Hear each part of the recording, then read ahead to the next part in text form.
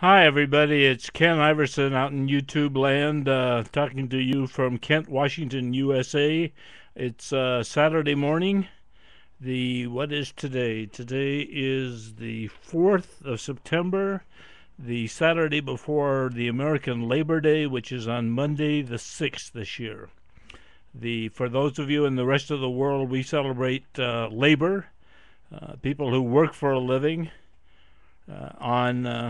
on the first Monday in September every year.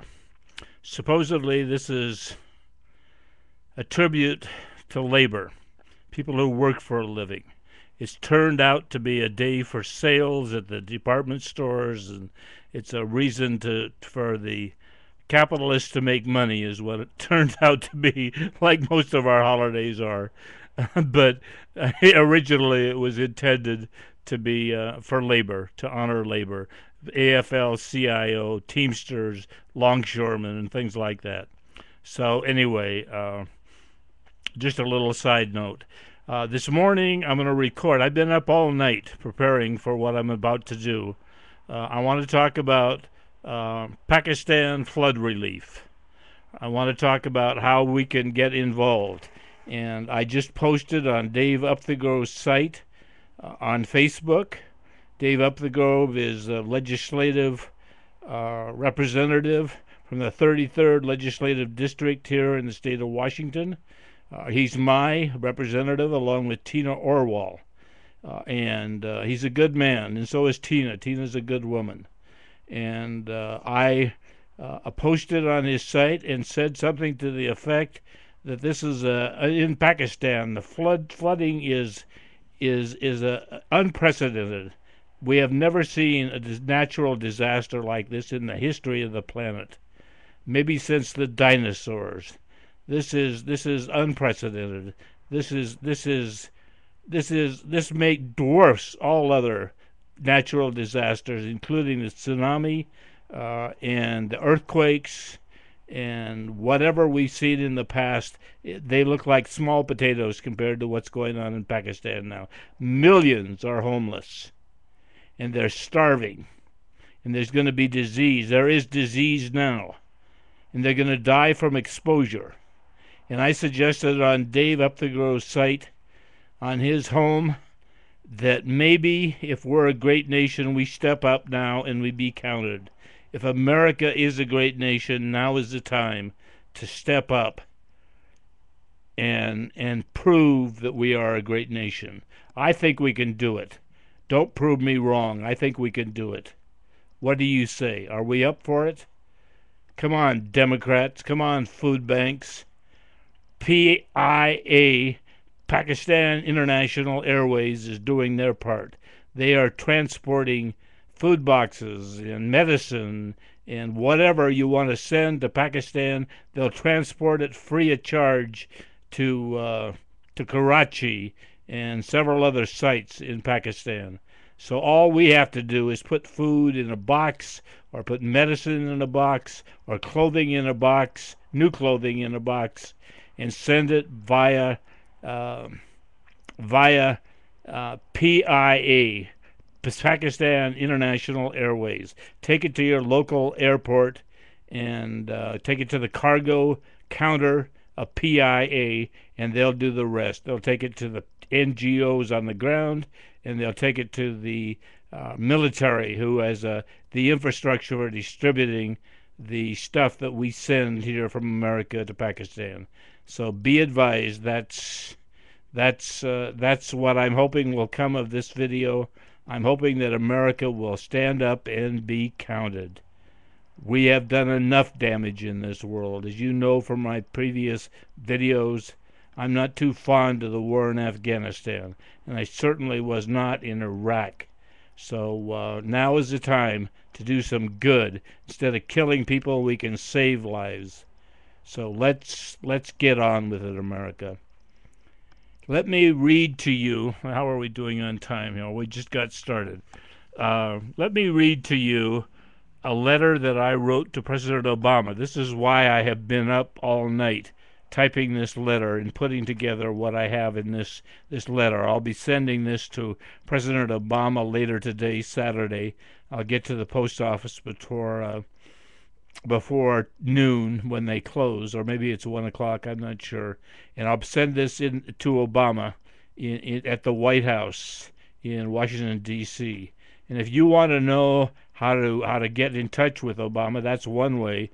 You can send to President Obama, the White House, 1600 Pennsylvania Avenue, Northwest, Washington, D.C. The zip is 20500-0003. That's a zip code. And don't let them fool you. There's not an apartment at the White House.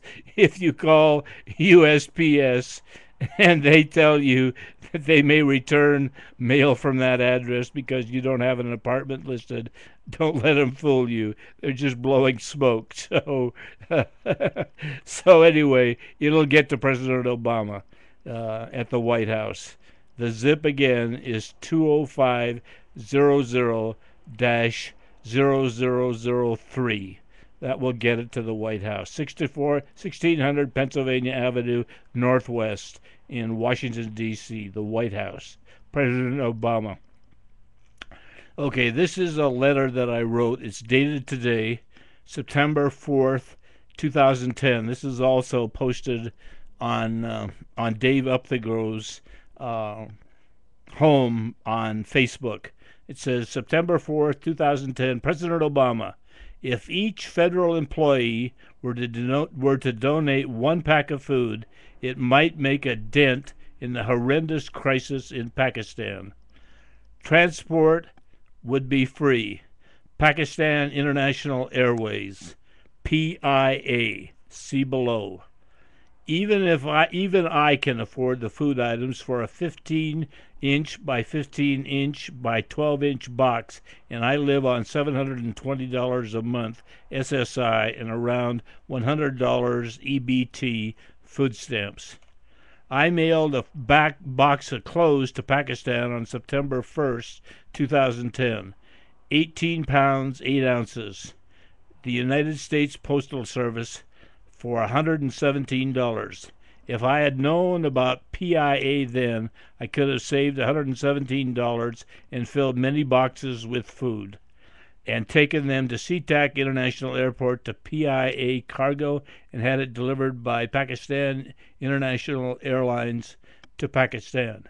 As it turns out, I have $4.02 in my checking account and $3 in my wallet to last me to the end of the month. I may eat a lot of potatoes. God, I hate potatoes. I used to love them when I was a kid, but I hate them now. I may eat a lot of potatoes at the end of the month, or nothing at all. That is okay. I may be 60 or 70 pounds overweight and could afford to lose a few pounds. I am blessed. I have a roof over my head and most months food in my stomach. I have Medicaid, the best health insurance going. Thanks for health care reform so other poor people will have access to health care.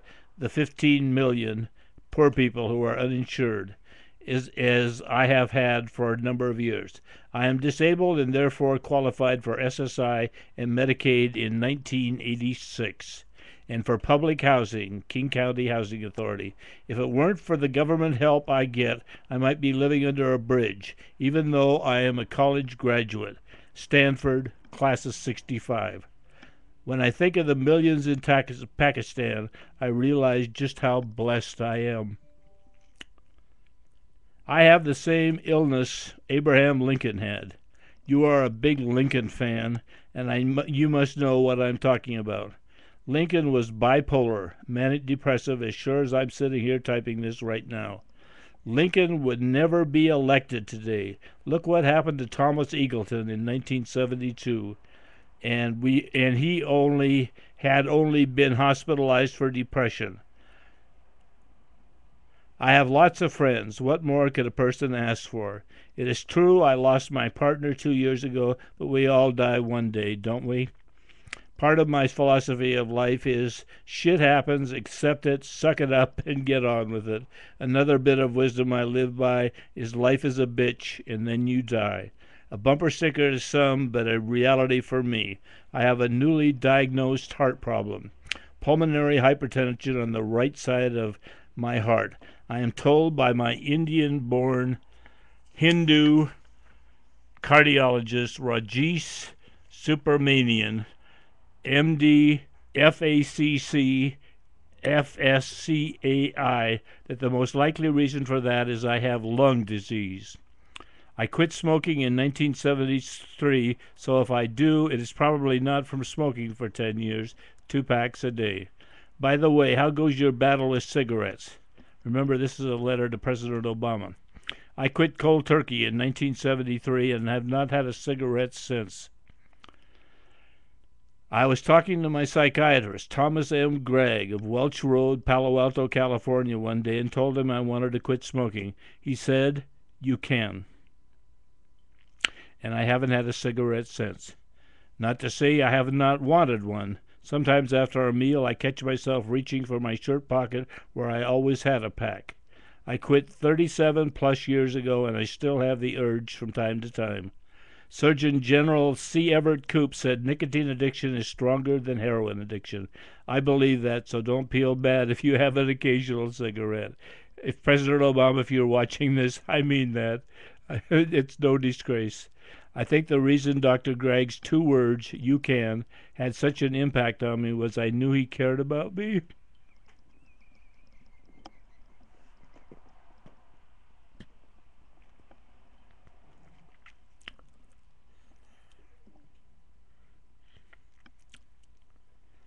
The first man I felt cared about me since my father died when I was 9 years old.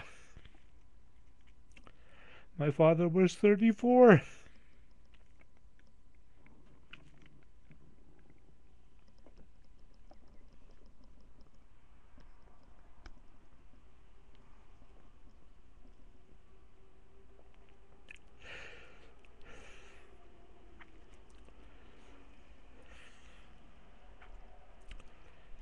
Remember I said, life's a bitch and then you die.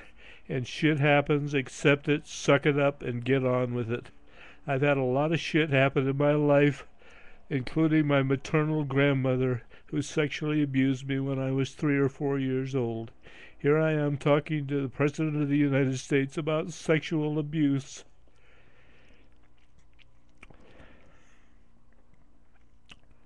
You are very lucky that your maternal grandparents loved you.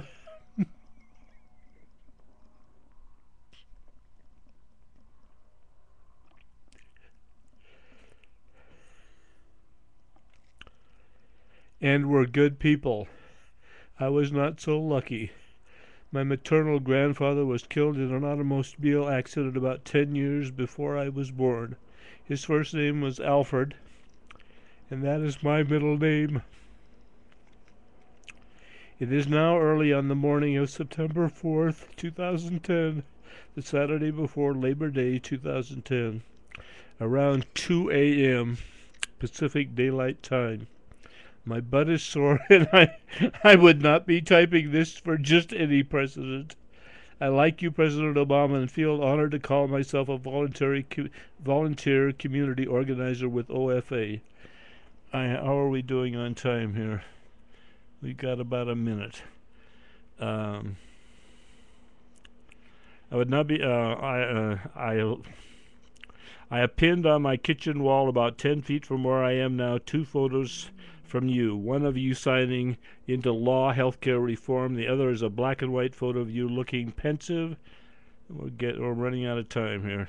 Looking pensive and says, "I value your ongoing support, Barack. Some things you pay money for and some things are priceless."